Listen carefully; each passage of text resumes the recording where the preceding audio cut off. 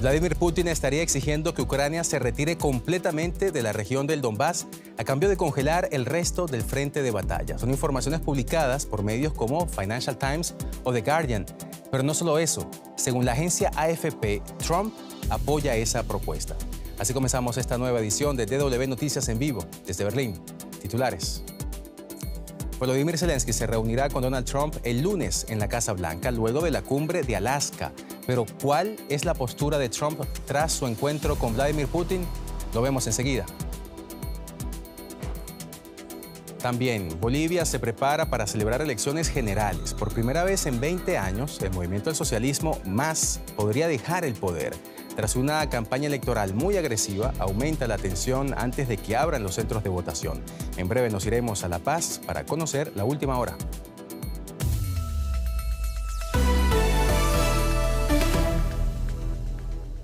Soy Johan Ramírez. Bienvenidos al programa. Continúan las repercusiones en torno a la cumbre celebrada en Alaska entre Donald Trump y Vladimir Putin. A las filtraciones que les mencionábamos antes, que comprometerían la soberanía territorial de Ucrania, se suman unas palabras del canciller alemán Friedrich Merz, palabras que van en otra dirección. Merz dijo que tras el encuentro con Putin, Trump, en conversación con líderes europeos, se mostró dispuesto a ofrecer garantías de seguridad a Kiev una vez termine la guerra. Ahora, todo queda en vilo a la espera de la visita de Zelensky el lunes a la Casa Blanca. Tras concluir la reunión entre Trump y Putin, algunos comentaristas bromearon haciendo referencia al típico postre, el Alaska horneado, que había quedado a medio hacer, ya que allí no se dijo nada de importancia, y mucho menos sobre el esperado alto el fuego. Pero luego se supo que Trump y el presidente ucraniano Volodymyr Zelensky tenían previsto reunirse el lunes en Washington. Declaraciones posteriores al encuentro sugieren que Trump dio marcha atrás en su petición de alcanzar un alto el fuego para llegar directamente a un acuerdo de paz duradero. Más detalles sobre las garantías de seguridad de Estados Unidos se conocieron cuando el canciller alemán las mencionó en la televisión alemana. Esta mañana, Trump nos informó con detalle del contenido de la conversación, que fue mucho más trascendente de lo que pudimos ver en la conferencia de prensa. Y ahora las garantías de seguridad se hallan sobre la mesa, es decir, la cuestión de cómo asegurar un acuerdo de paz con Rusia a largo plazo. Y la buena noticia es que Estados Unidos está dispuesto a participar en esas garantías de seguridad y no deja esta tarea solo en manos de los países europeos. Y el presidente francés Emmanuel Macron publicó en redes sociales: cualquier paz duradera debe ir acompañada de sólidas garantías de seguridad. En este sentido, celebro la disposición de Estados Unidos a contribuir en ello. Incluso Putin aludió a la seguridad de Ucrania como parte de las conversaciones. Estoy de acuerdo con el presidente Trump en que, por supuesto, también debe garantizarse la seguridad de Ucrania. Desde luego, y estamos dispuestos a trabajar en ello. Pero en Kiev, la cumbre en Alaska causó una mezcla de descontento y resignación, además del recelo ante los motivos de Putin. El resultado es cero. No se esperaba nada. Rusia intenta conquistarnos hace muchos años y lo seguirá intentando. Tarde o temprano se resolverá todo. Creo que Putin ha discutido esto con China, con Irán, con Brasil, con los BRICS y, por otro lado, también con Estados Unidos. Esperamos que al menos se llegue a un acuerdo sobre algo. Eso es todo. El lunes todas las miradas se centrarán en Zelensky, ya que él es el portador de las esperanzas de su pueblo a la reunión con Trump. Y lo decíamos antes, Vladimir Putin está exigiendo que Ucrania se retire completamente de la región del Donbass a cambio de congelar el resto del frente de batalla. Esto según informaciones publicadas por medios como Financial Times o The Guardian. Sale fortalecido Putin de esta cumbre en Alaska. El periodista Ricardo Marquina, experto en asuntos rusos, nos lo amplía.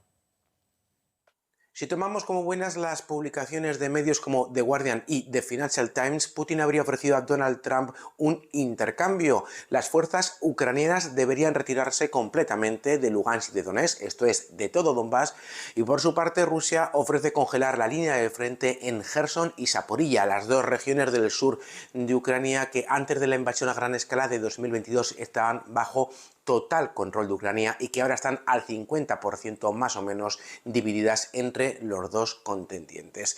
La cumbre de Alaska fue un éxito para Putin, sí, pero que Rusia esté dispuesta a hacer este intercambio demuestra también otra cosa muy importante, y es que Moscú ha llegado a la conclusión de que no puede conquistar Zaporilla y Gerson de manera completa y está dispuesta a conseguir un intercambio, digamos, a hacer esto de manera diplomática. Aún así, esta propuesta de acuerdo es algo ahora mismo casi inaceptable para Kiev, ya que sería renunciar de jure a Lugansk y Donetsk, a Donbass y de facto a la mitad de Zaporilla y de Gerson. Una situación muy difícil para Kiev y para el presidente Zelensky, que tiene una semana muy complicada por delante de contactos internacionales. Y para seguir profundizando esta noticia, nos vamos de inmediato a Washington, donde hay muchas reacciones y desde allí el periodista José Díaz Briceño está dando seguimiento a todo eso, a lo que ocurre en la Casa Blanca. José, un gusto saludarte, bienvenido al programa. Tras el encuentro con Putin, ¿sabemos ahora cuál es la hoja de ruta de Donald Trump para acabar con el conflicto en Ucrania? Y sobre todo, ¿cuál es su postura actualmente? La única publicación oficial que conocemos por parte de la presidencia de Estados Unidos sobre lo que ocurrió en esta llamada que sostuvieron por la noche y lo que vendría hacia adelante en el tema del conflicto entre Ucrania y Rusia es una publicación en la red social Truth Social, donde el presidente Trump de manera sorpresiva prácticamente compra el argumento del presidente Putin, asegurando que lo que se necesita es este acuerdo de paz total y no necesariamente un cese al fuego. De acuerdo con estas indicaciones, el presidente Trump básicamente estaría discutiendo este tema el lunes por la tarde en una reunión con el presidente Zelensky en la Casa Blanca.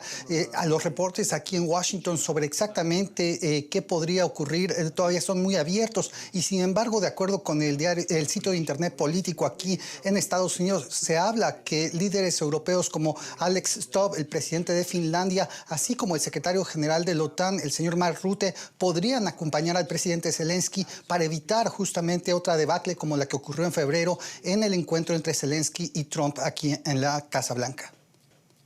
José, durante su campaña electoral, Donald Trump prometió que acabaría con la guerra en Ucrania en 24 horas. Ya tiene más de 6 meses en el poder y el conflicto sigue. Antes de su encuentro con Putin, Trump amenazó con consecuencias graves si no se llegaba a un acuerdo. Ayer no hubo acuerdo y Trump no ha tomado ninguna medida. ¿Le podría pasar factura esto en la política interna de Estados Unidos y también a nivel internacional?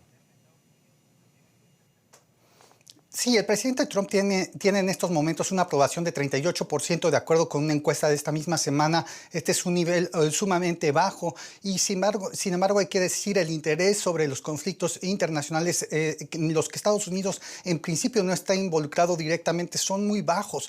Hay que decir que sobre el conflicto en Ucrania el público estadounidense se ha ido desconectando en 2022 inmediatamente después de la invasión rusa. Había pues alrededor de 50% de estadounidenses que consideraba que era una amenaza seria a los intereses de Estados Unidos. Esa cifra ahora es de 31%, lo que muestra esta desconexión y sin embargo esto sí podría minar esta imagen de hacer paz que el presidente Trump ha intentado cultivar y lo podría comparar con un fracaso diplomático como él ha estado culpando, que fue la salida de Afganistán durante el gobierno del presidente Biden, algo que asegura ha sido el peor error diplomático de la historia de Estados Unidos. Las repercusiones internas e internacionales de la cumbre entre Trump y Putin en Alaska la conversábamos con José Díaz Briceño desde Washington. José, muchísimas gracias y hasta la próxima. Y vamos a otro de nuestros temas de titulares. Bolivia celebra este domingo elecciones generales. Si no hay sorpresas, serán las primeras en 20 años de las que no salga vencedor un candidato del partido Movimiento al Socialismo, el MAS. También sería la primera vez en que el país vaya a una segunda vuelta. En la víspera de estos comicios, Dos hechos han empañado esta última jornada de reflexión para los votantes. Por un lado, el Tribunal Supremo Electoral de Bolivia insta a que los ciudadanos no porten un teléfono celular en las cabinas electorales.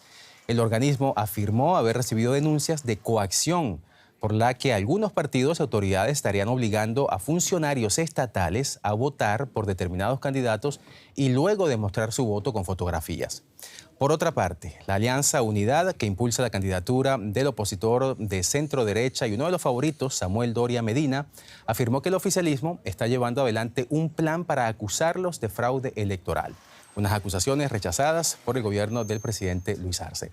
Las últimas encuestas pronostican una segunda vuelta entre el empresario Doria Medina y el expresidente de derecha Jorge Tuto Quiroga. Y para hacer una previa electoral nos vamos a La Paz, donde la periodista Tania Frank está cubriendo estas elecciones para nosotros. Tania, un gusto saludarte. Recién lo mencionábamos, ha habido denuncias de ciertas irregularidades en la víspera de esta elección presidencial del domingo. Amplíanos la noticia, por favor. Gracias, Johan. Sí, últimas horas ya Bolivia se prepara para ir a las urnas. Mañana muy temprano se van a abrir recintos electorales donde cada boliviano podrá emitir su voto. Como bien lo decías, hace solo algunas horas, el candidato que lidera las encuestas, Samuel Doria Medina, ha denunciado y acusado básicamente al presidente Luis Arce de orquestar un plan para acusarlo de fraude, ha dicho él, y ha pedido tanto al Tribunal Supremo Electoral como a los observadores que han llegado de la Unión Europea a registrar cada uno de los incidentes y a estar vigilantes de esta jornada electoral para poder evitar cualquier contingencia o cualquier problema. Desde el Ministerio de Gobierno se han registrado 2 incidentes, una explosión cerca a un recinto electoral y también una maleta electoral que se ha encontrado en la carretera en Santa Cruz. Son estos incidentes que se han registrado. Y también hace algunos días la policía informaba que han identificado 10 zonas conflictivas dentro de todo el territorio nacional, entre ellas el Chapare, donde actualmente está Evo Morales y donde está convocando al voto nulo. Esas son algunas de los incidentes o de la información que se registró. Incidentes entonces en esta víspera electoral, Tania, unas elecciones en las que parece haber consenso entre los analistas de que no habrá un ganador definitivo en este día domingo, sino que el país irá a un balotaje. Sería la primera vez que esto sucede porque las elecciones en Bolivia, Tania, la verdad es que suelen decidirse siempre y de manera muy clara en primera vuelta. ¿Qué ha cambiado en esta ocasión? Exactamente, Johan. Desde 2009, en la nueva Constitución Política del Estado, se establece el tema de la segunda vuelta. En estas elecciones, básicamente, es el ambiente electoral. La gente que no sabe aún, algunas personas no saben por quién votar, porque las propuestas electorales no han convencido al electorado, porque también hay un descontento con los políticos y cómo se hace la política actualmente. La gente está más preocupada por la crisis económica, la falta de dólares, la falta de gasolina, la falta de diésel. Han subido los precios de la canasta familiar y la gente está enfocada en eso. Nosotros conversábamos con algunas personas y ellos decían que no sabían por quién votar y lo que más demandan es que se solucione la crisis una vez que pasen las elecciones. Los analistas han asegurado que no hay suficiente diferencia entre el primero y el segundo lugar para que pueda haber un ganador el día de mañana. Por tanto, tendríamos que ir a una segunda vuelta para poder elegir al presidente y posteriormente hacer ver la forma de gobernar para poder que Bolivia vuelva a tener esa estabilidad económica que tenía hace muchos años y ver la forma de solucionar sobre todo los conflictos y las demandas que tiene la sociedad. Tania Frank, con quien cubrimos juntos en Bolivia protestas, disturbios, elecciones presidenciales también, y ahora compartimos esta previa electoral en la distancia. Muchísimas gracias, Tania, y hasta la próxima. Gracias, Johan. Buenas tardes. Y cambiamos de tema. El huracán Erin se intensificó este sábado hasta alcanzar categoría 5, la máxima en la escala Saffir-Simpson, mientras avanza en el Atlántico hacia las Antillas Menores. Pese a que no se prevé que toque tierra, el Centro Nacional de Huracanes de Estados Unidos alertó de áreas de fuertes lluvias este fin de semana en las Islas Leeward, las Islas Vírgenes y en Puerto Rico, con el posible riesgo de inundaciones repentinas y deslizamientos de tierra. Asimismo, el servicio estadounidense pronostica que el huracán virará hacia el norte y desplazándose luego entre la costa este de Estados Unidos y las Bermudas. Erin es el quinto ciclón tropical de esta temporada de huracanes del Atlántico y es el primero en convertirse en huracán. Y así llegamos al final de esta edición de DW Noticias en vivo desde Berlín. Desde donde quiera que nos hayan acompañado, gracias como siempre por su compañía y su confianza. No se despeguen, porque a la hora en punto volvemos aquí para seguir contándoles lo que está pasando en el mundo. Soy Johan Ramírez. Hasta entonces.